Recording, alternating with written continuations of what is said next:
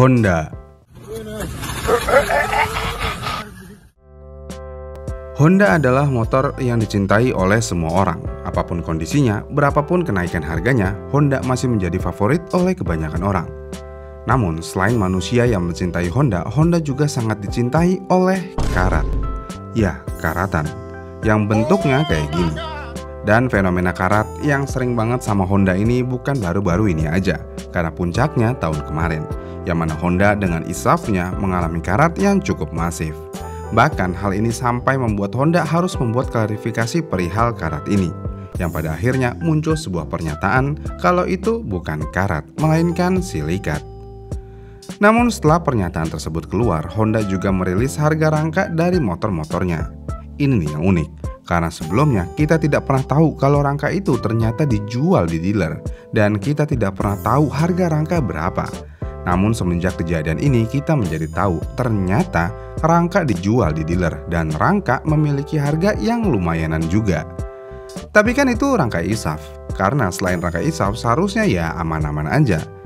Tapi nih entah bagaimana ternyata ada rangka di luar rangka ISAF yang karatan juga, yaitu kejadian di motor Honda PCX 160.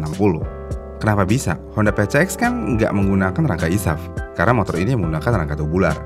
Dan ternyata kena karat juga, dan yang pasti kalau udah karat ya keropos. Kenapa bisa?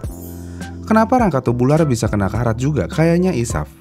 Apakah ini karena ketebalan rangkanya? Apakah karena lasnya? Atau nggak dilengkapi anti karat? Atau karena silikatnya?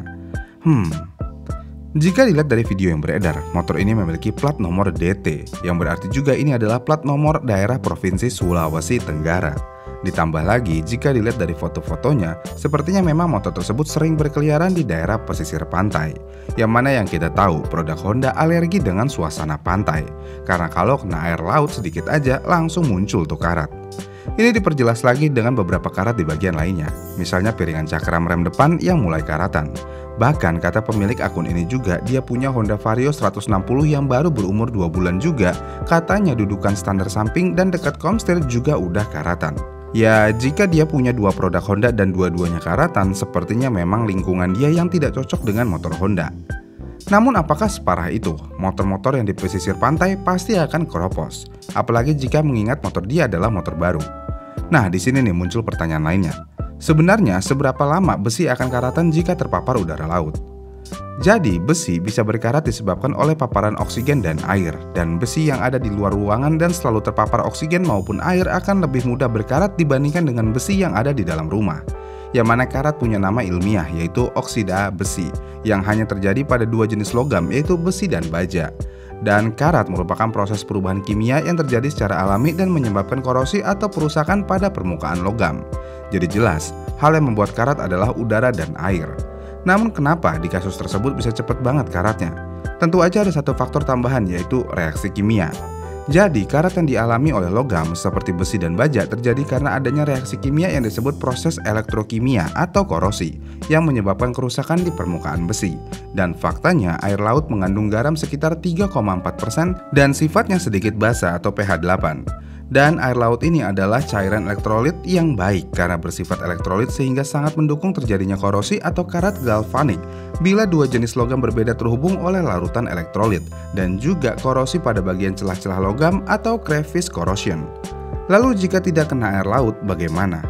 Sebenarnya jika di daerah pesisir pantai, uap air di udaranya juga mengandung garam, yang berarti tentu aja hal ini juga dapat membantu terjadinya karat. Tapi bagaimana dengan daerah lainnya? Katakanlah seperti Bali.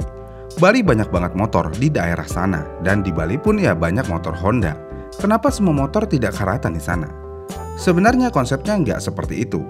Jika dilihat dari kasus motor yang di Sulawesi tadi, sepertinya dia terkena air laut secara langsung dan tidak dibilas lagi. Yang berarti elektrolit yang ada di air laut terus menempel di logam. Jadi apapun motornya, jika begitu ya tentu aja pasti karatan juga. Namun walaupun begitu, motor Honda sekarang itu seperti anak manja. Mereka harus dirawat dengan baik dan harus dimanjakan. Yang berarti motornya harus dijalanin di jalanan halus aja. Kemudian juga nggak boleh kehujanan, nanti sakit karat. Lalu nggak boleh juga minum bensin jelek. Karena jika minum bensin jelek nanti tangkinya bisa karatan seperti yang terjadi di Honda Stylo. Tapi apakah karena dia pakai bensin jelek tangkinya bisa karatan? Jika dilihat dari postingannya, dia bilang pakai bensin V-Power dan KM motornya masih 500-an. Emang iya bensin bisa menyebabkan karat, apalagi dia pakai V-Power lagi. Jadi menurut Bapak M. Fuad dari Lemigas, dia bilang, semakin tinggi sulfur maka akan semakin sensitif korosi. Misalnya Pertamax 92 maksimal sulfurnya ada di 0,05% dan Pertamax 95 maksimal sulfurnya di 0,03%. Selain sulfur, etanol dalam bensin juga bisa memicu munculnya karat. Emang iya ya? Tapi nih kemungkinan yang terjadi kenapa tangkinya bisa karatan bukan karena bensinnya. Yang pertama ada kebocoran di tangkinya. Dan jika ada kebocoran di tangki tentu aja air dan udara bisa masuk. Kemudian juga diperparah bensin motornya tidak pernah full tank. Yang berarti lagi bagian atas tangkinya kosong terus. Yang mana hal ini bisa menyebabkan karat juga. Terus gimana solusinya? Ya mau gimana ya, jika yang mengalami kejadian lebih dari beberapa orang berarti memang seperti itu penyakitnya. Lagian ngapain bingung? Kan tinggal buka website ini aja dan tinggal dicek out deh. Tuh, dijual kan tangkinya. Pinjam dulu 100. Kemudian selain PCX rangka karat, stylo tangki karat, ada juga Genio yang karat dikomstir sehingga patah leher.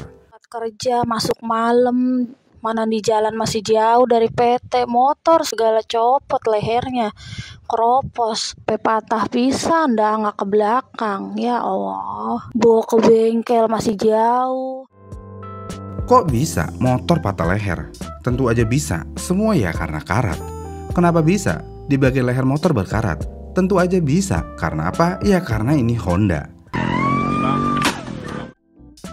Kebayang nggak motor kita matic dan ketika kita nyuci motor entah itu pakai selang biasa atau pakai alat steam, air pasti masuk ke sela-sela sambungan bodi dan kepala. Dan jika memang harus dirawat rangka bagian tersebut yang berarti tidak boleh ada air yang mengering di sana, kita harus membuka bodinya dulu terus dilap lalu memasang lagi. Pertanyaannya, tukang cuci steam mana yang mau melakukan hal tersebut dengan harga normal? Jawabannya ya tentu aja nggak bakal ada. Ditambah dari dulu sampai saat ini nggak ada kejadian leher motor bisa patah yang disebabkan karat. Ini ya terjadi ya baru-baru ini aja. Dan lucunya lagi nih semua produknya Honda. Kenapa bisa? Kenapa bisa produk Honda demen banget sama karat? Apakah ini cuman black campaign aja? Gimana ya? Gimana caranya ini cuman black campaign tapi mereka merelakan motornya rusak begitu? Ya sebenarnya bisa aja sih asal dibayar. Tapi dan mungkin nih, yang Genio leher patah yang baru kelihatan tuh ya emang baru satu. Namun tangki karat sudah ada beberapa, PCX karat juga sudah beberapa. Walaupun hampir semuanya daerah pesisir pantai. Namun apakah produk Honda separah itu? Ya mau gimana ya, di sini saya bukan mau membela siapa-siapa. Ini semua lagi-lagi balik lagi ke daya beli dan harga jual. Produsen dipaksa untuk selalu memberikan harga yang kompetitif, yang mana harus mengikuti standar gaji UMR. Sedangkan gaji karyawan produsen tersebut ya tentu aja akan naik juga. Bahan baku ya naik, bensin naik, dan lainnya pun ya ikut naik. Seharusnya mereka menjual motor ya tentu aja lebih mahal. Tapi karena pasar Indonesia yang seperti ini, tentu aja mereka harus melakukan segala cara untuk menghemat biaya produksi. Kebayang nggak jika pabrikan katakanlah Honda, produk Honda menjadi anti karat, produknya bagus seperti dulu tapi dengan harga yang wajar. Misalnya Genio di harga 35-40 juta, lalu PCX di harga 60 jutaan. Bagaimana nasib orang yang memiliki gaji UMR daerah?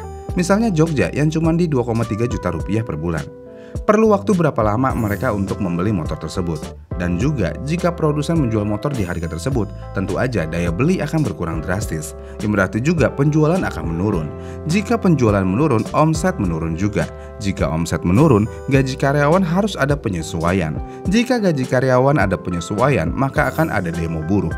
Dan jika ada demo buruh, jelek sudah citra brand tersebut. Dan jika sudah jelek citranya, ya makin gak laku.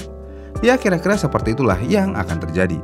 Lagi pula kita sudah hidup di era internet, yang mana semua omongan dan kejadian hampir ada buktinya berupa foto ataupun video. Jika kalian ragu dengan produk A, ya maka tinggal beralih aja ke produk B. Gampang kan? Jadi kita tidak perlu was-was cek-cek rangka, cek-cek tangki, dan cek-cek leher.